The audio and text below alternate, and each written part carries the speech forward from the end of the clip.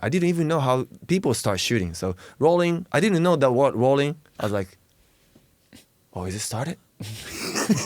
Seriously. I was like, I'm just seeing you in the whole outfit, like Yeah. being like, wait, this is my time to go? yeah, I was a villain. I had to be like, you know what I mean? I had to be like the one who's gonna ruling everything because many soldiers for me. But I was like, it's already started. Rolling? What's rolling? Seriously.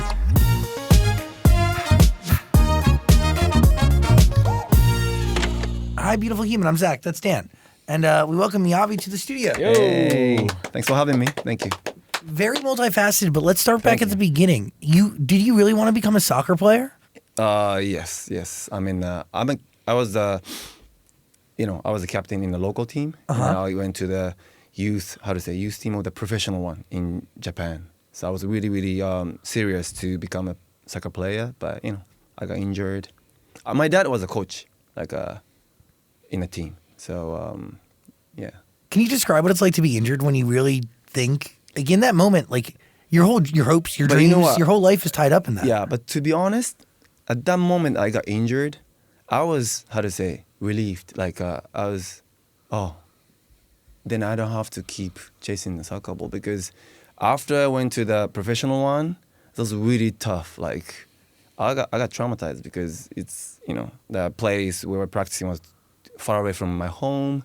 I was on a train. I was changing my clothes on a train after I ran into the station after from the school, because I was the only one going to that professional one from my local team.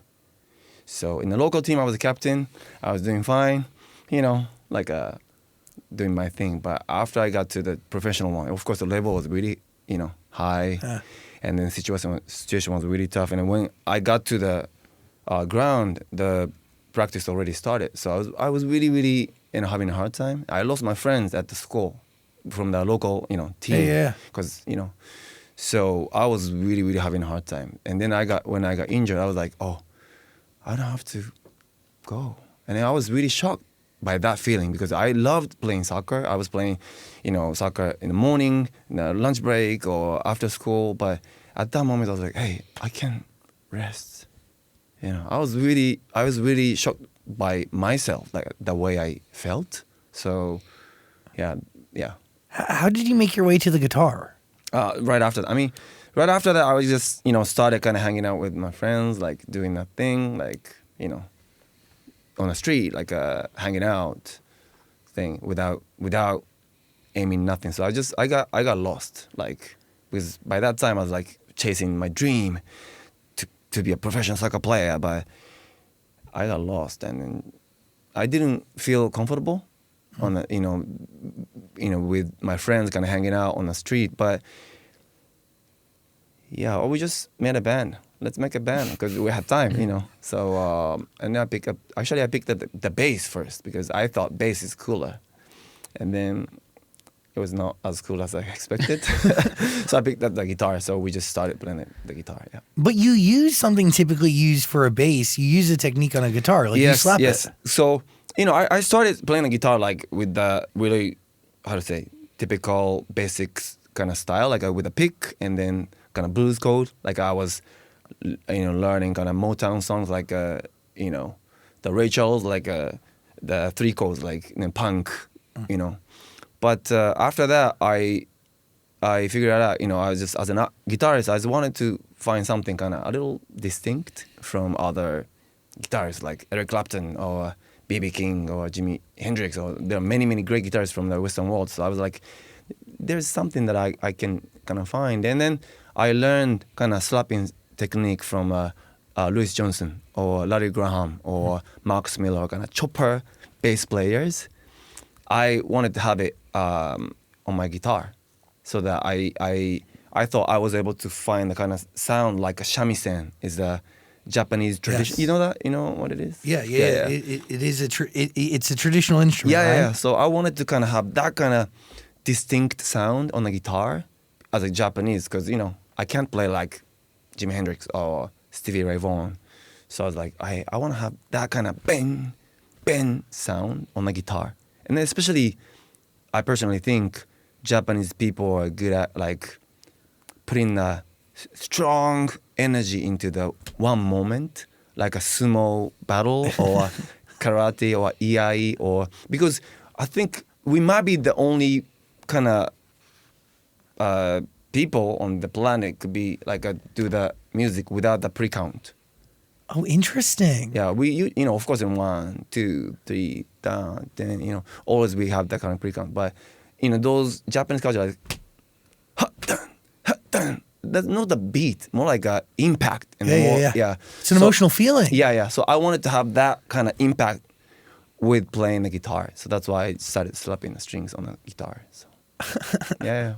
Ends up being genius and something that you're very much known for. I mean, there are many great guitarists on the, you know, in the world. So I'm not actually confident as a guitarist, to be honest, because there are many, you know, great guitarists on the, you know, in the market, in the industry. But I just want to find some distinct, you know, unique way as an artist, because I loved the music. Like I loved Buddy Guy, like the blues guitarist, and who's always kind of smiling on the stage, because it's fun to watch. I want to be an artist like that, you know, always like, oh, fun to watch. Is the guitar still at the center of how you create music today? I play the piano a little bit, but yeah, guitar is the one. You know, I also feel responsible to give back to the guitar community, because I was saved by the guitar after I lost my dream to be a soccer player. So my mission, kind of not secret, but mission is to bring back that kind of guitar music moment in the world. And of course, it's coming back already, but you know, it's a different way that people appreciate the guitar solo, because you don't hear the guitar solo in a track these days. Well, it's true. Like, right? yeah, things that are like made for the radio, that are pop oriented, like they don't give time to it. Yeah, so that's my kind of secret mission, to bring back that kind of moment for every guitarist. Like, we can shine now, you know. Can we talk about like kind of how you began, right? Because there's a record, We Stay Up All Night, and it does cover this move that you made, correct? From Osaka to Tokyo? Oh, yeah. I do many things, like, you know, music and acting, and also the ambassador for UNHCR. So visiting refugee camps, playing acoustic in the, you know, the refugee camp without any electricity. A really vital and important job, by the way. Yeah. Really special. Yes, it's you know, eye-opening, and it was a shocking experience when I first visited Lebanon in 2015, right after I worked with Angelina Jolie for Unbroken, the film, as an actor. She's been very, very supportive, and then she was, you know, special envoy. Yeah, an envoy, yeah. Yeah, for UNHCR over, I don't know, 16, 17 years. You know, she's really, really into it, and she introduced me to UNHCR, and then I went to Lebanon after the Syria crisis, and I was like, oh, this is, you know, I was really scared, you know. I was like, I had no knowledge or experience about the refugee issue, but when I performed, played the guitar in front of kids were going like, wow, what's this? Especially when I was slapping the strings like this, I was like, what's going on?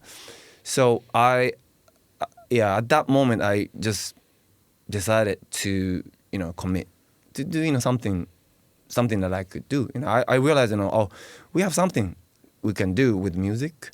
So since then, I've been visiting the refugee camps, those, you know. But anyway. What a beautiful thing. Like, very much shows the power of music.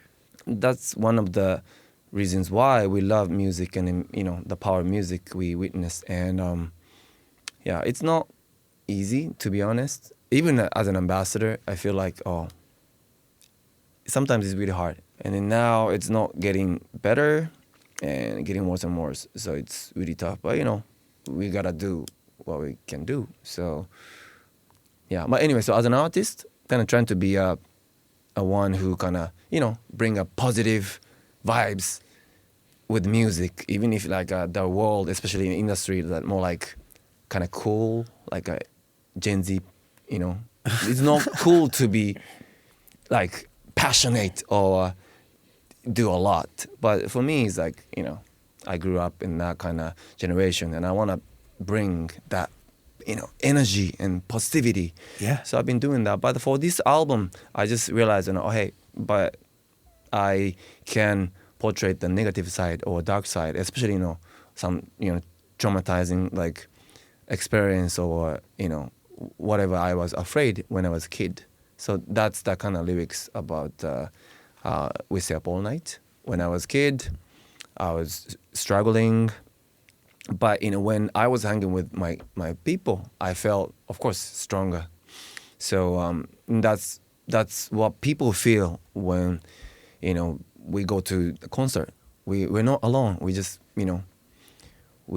somebody said that, we put our hands up without any question, when we are asked. When we do that, when we are asked on the street, we don't do it. But on a concert, like we're just going like this. So that's the kind of vibes that I wanted to put. You started in a visual K band, I'm still visual K. Really? Yeah. I mean, can't you tell? I mean, can you explain to everybody what it is? It's a kind of culture, especially in Japan, like putting a makeup on, like a Kiss or David Bowie, or it was like a movement in Japan.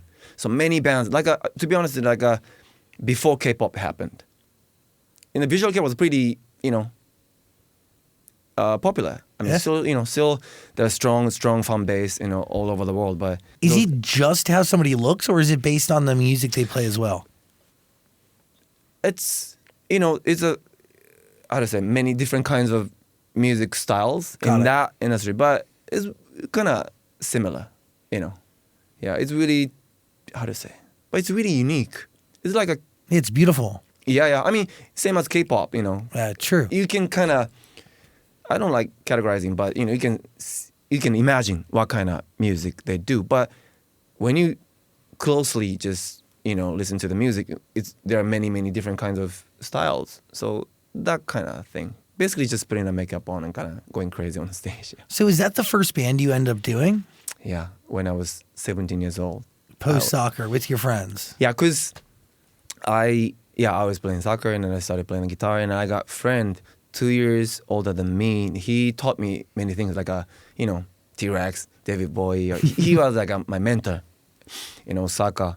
And then I lost him, and he died on the street. He was it's really hard experience, for me and everybody who knew him. He was in a kind of hardcore band. We got the kind of some drama. And I was so devastated, and I didn't want to stay in Osaka, the city I grew up. So I got a ticket of the bus, and then I went to Tokyo when I was 17 years old. And then, I met the band guys. They are older than me. To be honest, musically, the band didn't kind of inspire me. I was not interested in much, but they was really, really sweet. I really needed somebody, like them, like feeling home or embraced. Family, friends. Yeah. So I started, being the band with the I asked them, if I can compose all the tracks, I can join to the band. So I joined the band. So, yeah. Can we talk about Lost in Love, Found in Pain? It is your 14th album. Yeah, it's a lot. That's crazy. Yeah, it's a lot. I mean, I'm pretty kind of fast to work on the things, but yeah, it's a lot. Yeah. I mean, what's going on in your life when crafting this record? Because, like you said, the title is heavy. Yeah, it's heavy. Yeah. Are you going through heavy stuff, or are you channeling heaviness? Again, I wanted to capture that part too. Not only the fun part. Every single time I have a show, I want my audience, my fans, to go back home with the positive vibes. But at the same time, it's not art, like art or expression, or, we have bad days, in our lives. So it's great to capture that, moment and dimension. So this time, duality was the concept, especially we are human beings. I've been also having hard times, ambassador, kind of rock star thing, but I have, moments I struggle. And then especially we all have, desire and rationals. We are always, in between. Does it make sense? Totally. Yeah. It's like masculinity and what's the opposite? Femininity. Yeah. It's like we're all, There's a spectrum. yeah, We're it's not something flowing. like a man or woman. We're all like we have both. Yeah, things are gray. Yeah. It's not black and white. So again, we have the dark side as well. But it's all about how we capture those moments. If we can positively just capture those moments, and then it will help our lives. And then this time I wanted to go, that way. Not only that kind of energizing or uplifting vibes. It was more like a dark side. Even when I see my face in the mirror and I don't want to, sometimes I get disappointed by myself, the performance. I couldn't do well. Then I was like, what the fuck are you doing?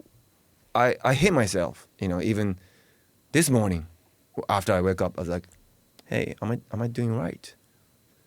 I'm really a picky person, especially always to the team, to myself. Oh, this part could be better. This part could be better. I still believe that's one of the important things to get better. But at the same time, sometimes it's really hard. And I do have those moments to be really criticizing toward myself. So, but I wanted to capture that feeling. The song Mirror, Mirror is a song that I'm saying that, I really hate myself, but I can't give up on myself either way because I'm the only one in my life. So, yeah, something like that. Is it too heavy? No, not at all. This is no. This is the Tell right me- show. tell me it's too heavy. No, this is the right place for it. When you write a record like Mirror Mirror, does it help you at least examine and be examine your emotions, learn, unpack what you're feeling? When you have a record like Mirror Mirror, right, and you put all this heaviness, all this honesty Yeah. into one song, does it alleviate what you're going through at all? No, I don't want to sing that song on stage. It's hard. It's hard. It's heavy, So, yeah, it's painful. And I'm sure every artist feels this way because it's really painful process to dig in those negative or dark moments in you. But at the same time, that's the kind of thing that, the fans can get resonated, especially people listen to music, to feel better, No one listen to music to feel bad. Well, I think sometimes people listen to music to feel understood. Yeah. Right? Yeah, that mutual understanding That's true. is really a beautiful thing. And a song like Mirror Mirror definitely does that for some. Yeah, I think so. Especially, after I have, 14, I didn't even know how many albums I released, but 14 albums. That's crazy. It's different, especially from how I was feeling when I was a teenager. But, it's good to go back, as much as possible, Otherwise, I feel like I'm like 70 or 80 years old guy, Yoda moment, I don't say I know everything, but, it's experience a lot, so, but maybe somehow I started kind of covering those kind of, vulnerable feelings that I had. So this time I was opening at the boxes that I used to have when I was a kid. Well, I was going to ask, how do you keep things fresh by album number 14? But you kind of answered it, right? Which is being more vulnerable than you ever had. Yeah. But at the same time, it's also great to work with other people. Collaboration. Yes, that's really important, especially as a solo artist. It's, if I play a guitar by myself in a room, like what I used to do when I was a kid, I don't think I can keep doing this because it's, it's always great to feel the chemistry with people, who I meet, and then inspiration. This time I happen to have a George Clinton. Yeah, George Clinton's on there, which is a huge deal. Yeah. It's it's a crazy thing, Parliament. You've also Samuel L. Jackson you've worked with, Mickey Yeah. Echo, Duckworth, Yeah. Betty Who. Yeah, it's great. And also, when worked with Samuel, we met on Kong Skull Island, the movie set. So, of course, I'm a big fan of his works. And then I was like, oh, it's Samuel. I was like, hey. And then luckily he saw the movie Unbroken, what I did with Angelina, and then we had a great time, and he's such a great, generous person, and ended up having him on one of the tracks on the album. And then only 3 takes that we got, because only the first, even the first take was perfect, like with his iconic voice, intense kind of expression. But I really appreciate that kind of crossover collaboration, music, movie, fashion. So. Can we just talk about how you ended up breaking into movies?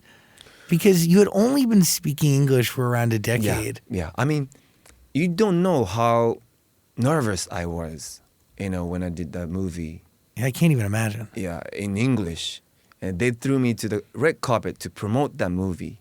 Christopher Nolan or, Steven Spielberg next to us. Like, well, I got to promote the movie. But none of the interviewers knew me. I was like, hey, if I got the guitar, I can do something, but I have nothing.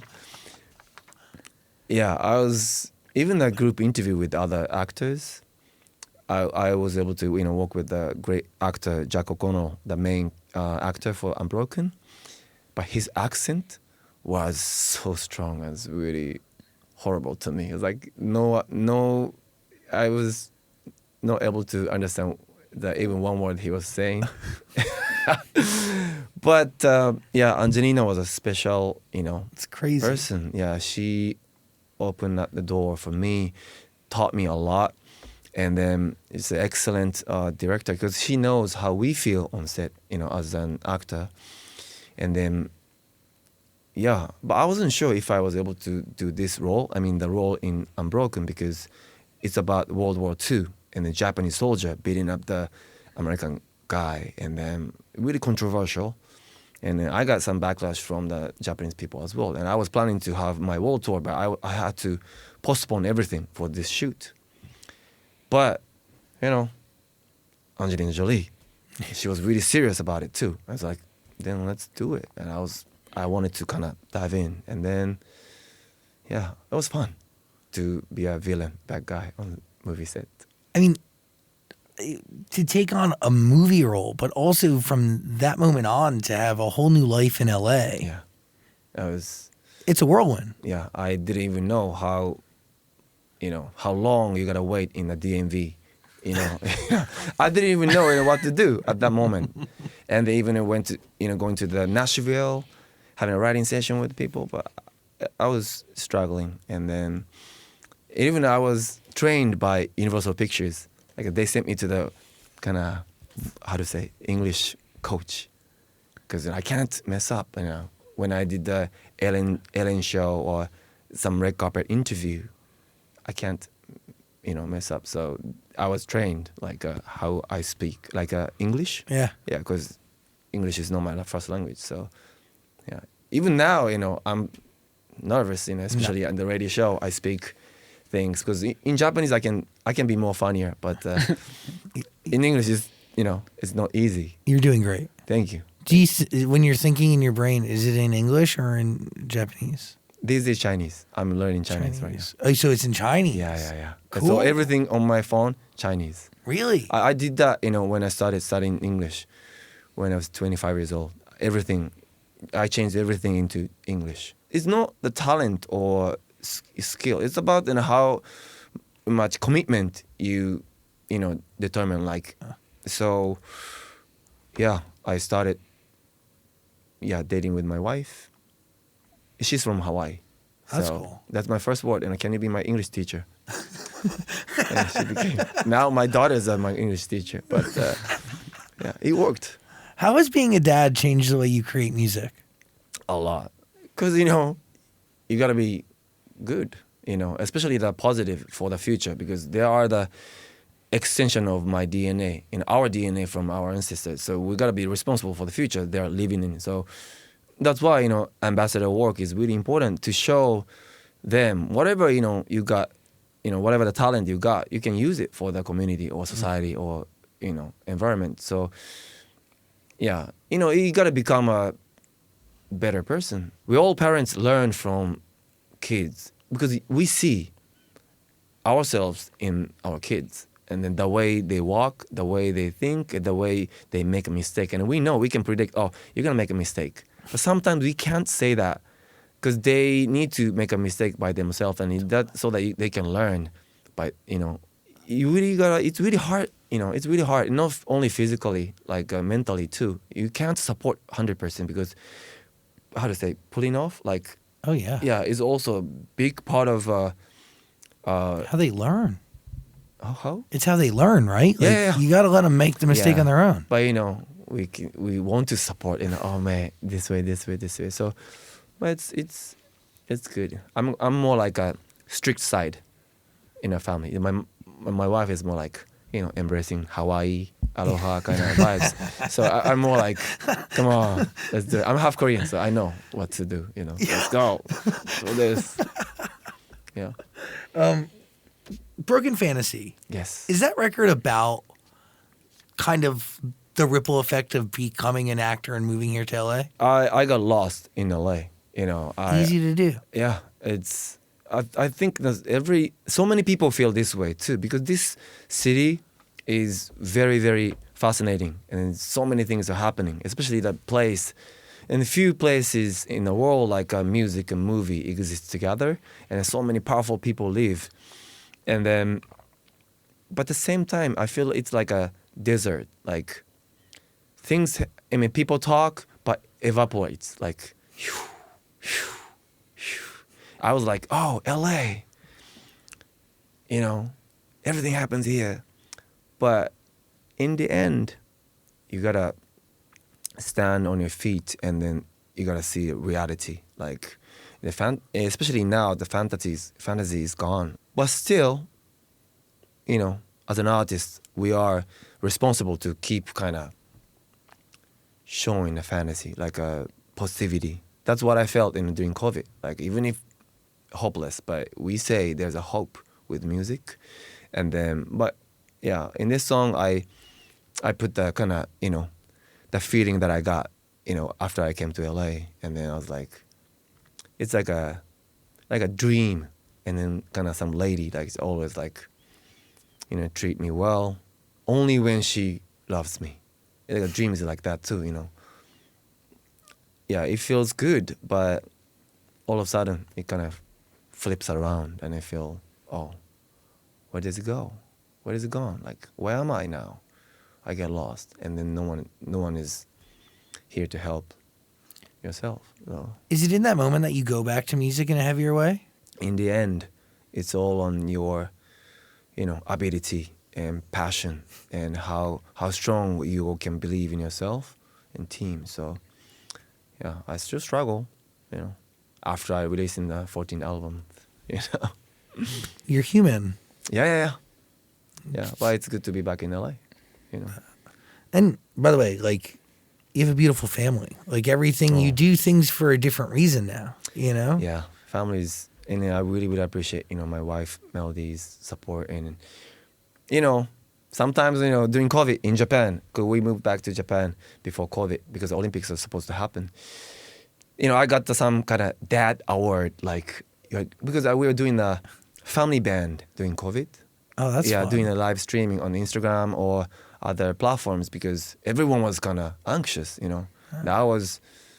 I've been traveling the world, but at that time, hey, I can spend time with my kids. Then why don't we play music together? And then the daughter plays the drums and keyboard and sing together. Hey, why don't we share this moment with my fans? Because everyone was like, got stuck at home. Kids cannot go to the school.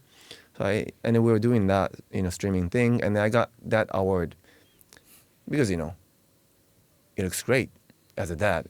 I was doing, great job, especially my wife got sick. I think she got COVID around that time because we weren't sure because the doctor didn't tell us if I was COVID. Around that time, you remember that, Yeah. So, but I was like, I'm not good at cooking, but I was just making a soup, vegetable soup, and then rehearsing with the kids. And then yeah, but anyway, but when I got award, the thing is, 99% of the time that my wife is, raising kids because I'm traveling, So this is not mine, you know. This all the moms. Heroes. Yeah, that we're from, you know, moms, and then I do appreciate, you know, her support. You dedicated a song to her. Oh yeah, One more time. yeah. It's a meaningful song. I don't regret, you know, anything. Like even the time that we missed, you know, we were far away from each other. That's what that's what I've been telling my kids. You know, this time we're far away is also important because so that we appreciate the time we all Have together. Yeah, and I do think so. You know, it's not sometimes like always like being together is the best way. It's good to be, you know, even friends. I have great friends, but we don't hang every night. Yeah. Yeah. So Is that one of the secrets to a long-lasting, healthy relationship? I think so. I really think so. I really think so. But I don't say, you know, you guys should spend the time separately, but for other people. But I think it's, you know, great to have alone time and to, you know, face yourself and improve your skill. And then we celebrate, you know, how much we improve. And then, yeah, we get together and have a good time.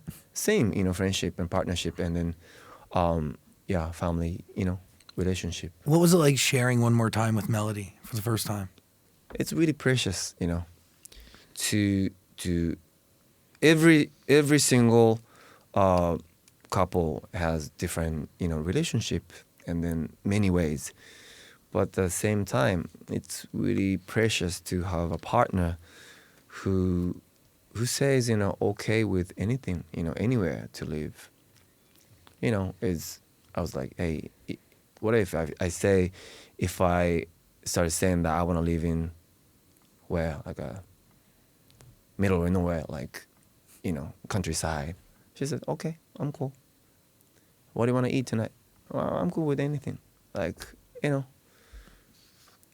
So it doesn't mean that you know you need to belong to your partner, but really appreciate, you know, to have somebody you can trust. I trust her too, you know. So yeah, she doesn't want to have any kind of substance, like physical things, like I want to have that one. She doesn't have anything. Our dinner or our food at home is really simple, very simple. I think one of the simplest. I think simpler than the food that the monks eat. But I was wondering about your closet. Like, you definitely have a bigger closet than she does, right? Yeah. But I'm cool. I mean, I'm totally fine to leave. I mean, I've been living with 2 suitcases. Oh, wow. Yeah. I mean, of course, you know, at my home and my place in Tokyo or Beijing or LA, I have things like speakers or monitors or, you know, the things that I need to use, you know. But, you know, I can wear the same clothes every single day. I didn't learn from Steve Jobs. I was like that too, you know. I agree with what those people think, and I don't have to. I do wear many things for the photo shoot or stage, but daily life, I've been wearing these jeans for 100 days, like. Oh, wow. Yeah, I've been having this for over 2 years, I think. I wash it, but yeah. But I'm totally fine to have the same clothes every day. Seriously. Well, because it allows mental energy for so many other things. Yeah. And then, yeah, essential things. I love Ziploc bag. You know Ziploc? Is that popular? Yeah, I definitely know a Ziploc bag. Yeah, love a good Ziploc. Yeah, I always have many Ziplocs. I mean, not many. Like when I travel. You put things in them. Yes. Yeah. That's I want to be an ambassador for Ziploc too. That's wow. Yeah. Is it popular? It's huge here. Yeah. Do you have Ziploc in Japan? I think it's from Japan, no? Is it? Google that. But I love it. I love organizing. You never know how many Ziploc bags in a box. Like I have many boxes at home. So just things in Ziplocs. All in Ziploc. Yeah. Oh, wow. So that, you know, anything, you know, emergency things happens, I can take it out, you know. You know exactly where it is. Yeah, because I label it. Like I just write names on every single Ziploc bag and then just take it. Is it like OCD a little bit, or what's OCD? Obsessive compulsive? Like, are you like? Do you get like intense about being organized? I think so. Yeah. But I don't call it. That's my thing, you know. It's not. It's a beautiful thing, you know. I wish I was that way. That's why. I'm not. My wife, she's from Hawaii. She doesn't do that at all. She's like, out of her thing. Like, just, you know what I mean? She doesn't do anything. I don't know if she knows, if she knew about the Ziploc when she was young. Seriously, I'm the one who organizes everything. Like, everything. But see, like you balance each other out. Yes. So that's why Beautiful. every couple has a different balance. Sometimes, wife does it. Sometimes, yeah. So That's beautiful. Yeah. What are you thinking over there? Well, we've been talking a lot about guitar, but you did say on this new album there's some songs you're not playing the guitar on. Oh, yeah. Why is that? Why did you decide to put the guitar down? Especially for this album, because to be honest, I was obsessed to play the guitar as well. Because to be honest, I'm not confident to sing as a vocalist. I sing, of course, I scream on stage, but compared to the singers, I'm not like singer. Yeah, I think kind of same. I feel the same way when I do acting as well. But as a guitarist, I'm the guitarist. I write the guitarist on the social media as my profile. So I've been playing in any song. I've been playing the guitar, but especially on this album, I was like, hey, I can sing, like especially in English. Now I'm struggling singing in Chinese in China. Yeah, I mean going through the same process right now in China. But now I'm more confident to sing in English. So, I think, and then my job in a creative process is to deliver a message anyway. So, hey, I think I have a room to ask anybody to play the guitar, and I get inspired too. Sometimes I play the same phrase with my guitar, but sometimes especially in LA or America or many great guitarists, so they play really, really well, and then I get inspired. I wanted to get inspired, so yeah, this is actually first time to be able to kind of accept myself not to play the guitar, and then sit back, and because I was playing the guitar even on the verse or bridge or chorus, and I was playing the guitar but now it's if the track doesn't need it, then I don't have to play the guitar. So That's a big step. yeah, I think so. Now I'm dancing with the dancers in China. Whoa. Yeah, because on TV show in China, I had to dance without the guitar. I mean, is that something that these are challenges you're setting for yourself? No, but yeah, there's a part of me love it, like love challenging. So, but that TV show in China, the staff came to Japan, and they said, "Oh, you don't have to speak Chinese, or you just play the guitar as you do, just rock the." Okay, then I think I can do it. It's a reality show, 34 people, like celebrities from in Hong Kong, like a legendary vocalist from Hong Kong, or 20 years like a pop idol, great singer from Thailand or Malaysia or China. We all live together. More than 1,000 cameras and 2,000 staff. 1 hour sleep, we perform. Like a boot camp. It's really, really intense. It cannot be happening in the States or Japan or anywhere in the world. But it's really, really great. Yeah, it's crazy. Yeah. You should try it. It's been a comedian or e-commerce seller, a famous seller come in, and even actors joined, and we in each episode different group. We just make a group from 12 p.m. to 8 p.m. we perform. I mean, even before that, we do the makeup. 8 p.m. to 11 p.m. we make a new group for next episode. 11 p.m. to 1 a.m.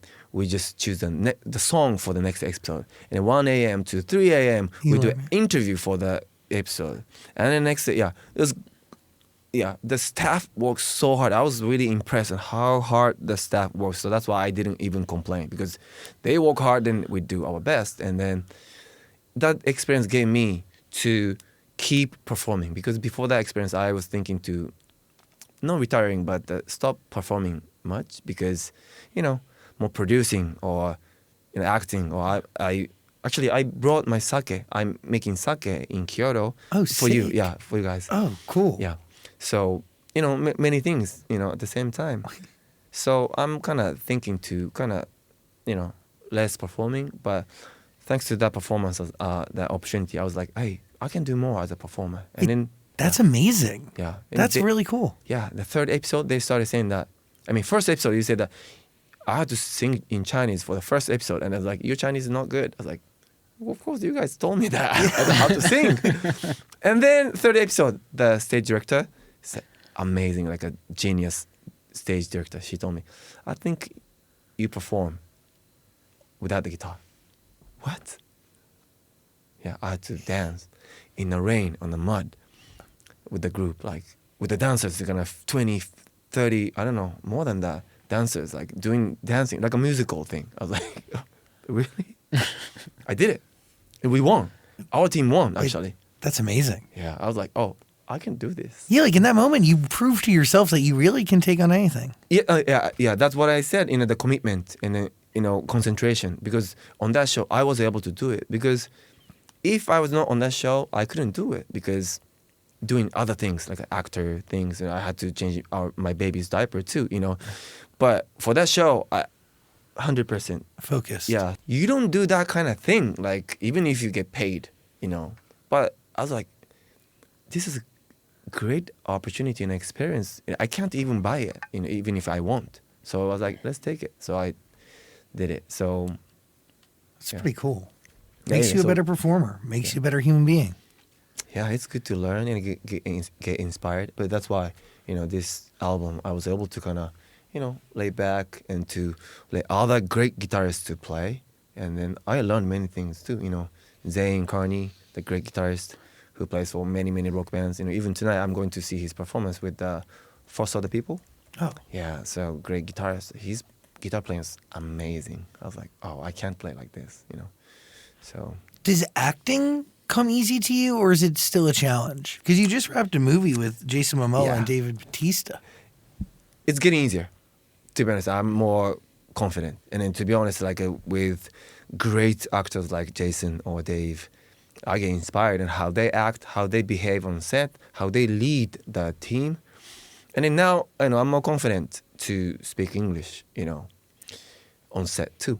So more connected to my emotion. So, when I did Unbroken, I was like, I didn't even know how people start shooting. So rolling, I didn't know that word rolling. I was like, oh, is it started? Seriously. I was like, I'm just seeing you in the whole outfit, like Yeah. being like, wait, this is my time to go? yeah, I was a villain. I had to be like, you know what I mean? I had to be like the one who's gonna ruling everything because many soldiers for me, and then they're listening to me. When I say, but I was like, it's already started. Rolling? What's rolling?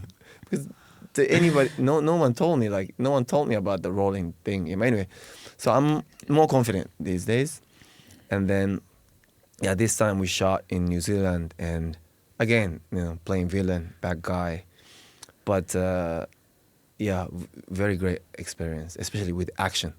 Now I think I can say I'm an action movie star. Yeah, I mean, of course, compared to the real action people, I'm not. But I think I did pretty good as an action movie star. Are you okay with playing a villain? Yeah, I love it. Eh? I love it. You can tell. I love it. Why do you think you make a good villain? The reason why I like playing a villain is there's always extra layer to get there. Because, there's a reason why, those people get to that emotion, how to say, the state. Like, So it's really interesting, each character has a different path. And then I love, not enjoying, but sometimes going really hard, but it's good. But, yeah, for me, it's not that far away, from the image that I have as an artist as well. And then it's just fun. And I love Heath Ledger, the Dark Knight he did. That was my goal as a villain, because most of the time villains do too good. I mean, if too lovable or too nice, movies are not good because, villains are supposed to be hated. You need someone to hate. Yes, but that movie, everybody loved that character, even as a villain. So it's very, very rare case to, of course there are many, many other movies, but that's kind of one of the best, And then of course his dedication to the character. I don't know how healthy it is, but it's an art. And then, I'm not a full-time job actor. There are many great talented actors. So for me, as Miyavi or me, there's a slot that I can do. I cannot do like a main character like a Black Panther thing, and I cannot do it. But I can do that kind of bad guy, and then I can bring something different from other people, like a slap in the strings. I can't play like Santana or Jeff Beck, but I can do Miyavi thing. So for acting thing, I can do Miyavi thing as well. So to be honest, I'm pretty confident, for those kind of roles. How'd you get the nickname the Samurai Guitarist? Oh, when I was 24, 5 years old, I came to the States. I couldn't speak English before I was 25 years old, and then I was, making music, and then when I went to Hong Kong, Korea, I think. When I was 18 or 19 years old, I couldn't even say, excuse me. I mean, I could say it, but other than that, I couldn't say anything. So I've been wanting to study English, but I had no time, too busy in Japan. And I went to, I came to LA. Actually, I was learning dance too. Yeah, at the dance studio. And I was performing on the street, on the Venice Beach with the generator. Like, I got permission to perform on the street, to perform, the slapping the strings. But anyway, because I wanted to, the language is culture, without knowing the culture, you can't learn it, So, but anyways, I was doing it. And then I got opportunity to perform in Las Vegas. The teacher, great Japanese dance teacher, Tony, he introduced me to the dancers, the Rocksteady crew, the legendary breaking, the Mr. Freeze or Mr. Wigglers or those people at the Flashdance, they were, I don't know if they still having a party, but they're having a party at weekends on the Taboo Club at the MGM in Las Vegas. So I had an opportunity to perform there. The Mr. Freeze, Mr. Wigglers kind of doing that thing and then just breaking dance. And then Mr. Freeze introduced me to the audience. Hey, let's welcome. I played on the glass table. I played the guitar on the glass table. And let's welcome my friend, Samurai Guitarist. I went there. So since that time. He gave you the name. Yeah. Kabuki, Samurai Guitarist. I was like, okay, let's go. But yeah, that's why I was obsessed. I've been obsessed to play the guitar the whole time on the street, like, slapping. Because for me, it's like the guitar. It's like the tattoo I have on my chest, the sword of music. It's a identity for me. It's not easy to be in a States or Western, community as a musician, especially a rock musician, because, it's like a small restaurant from the States, in Japan. Yeah. It's not home, So for me, it's like a statement. I play the guitar like this. I'm always slapping, more aggressive, sometimes offensive. So, yeah, that name actually gave me that idea too. Just always slapping. I hit the strings, I hit you, come on. But I just realized I don't have to, What I want to do is I want to embrace the audience. I want to get people together. So, finally, I don't have to kind of keep slapping. Just I can sometimes just play the clean tone. And that's what, Terry Lewis, the Jimmy Jam and Terry Lewis, Jam and Lewis, the produced Rhythm Nation, Janet Jackson, they're mentors as well. I worked some tracks with them. And then Terry Lewis back then told me, Miyavi, melody is the king. But at that time, I had no idea. Okay, cool. But I just kept slapping the strings because the rhythm was more important for me. But I just realized afterwards, like, oh, hey, melody is something that it tied with your memory. Like, of course, lyrics too, like as a music. Rhythm changes by the nation, like a generation, like always changes. The cool beats, cool groove. But the melody stays and lasts forever. So, that's why these days even we listen to classic music. I mean, the catalogs like all days, but it sticks with memories. So that's what I want to do as a guitarist as well. I want to play them the great melody. I want to sing with the guitar. That's why I'm not, slapping too much these days.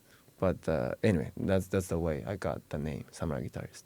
You can listen to all of Miyavi's music. It's waiting for you. It's on Amazon Music, plus the brand new album is going to be there too. Deluxe version coming soon. Yes, Right. Finally.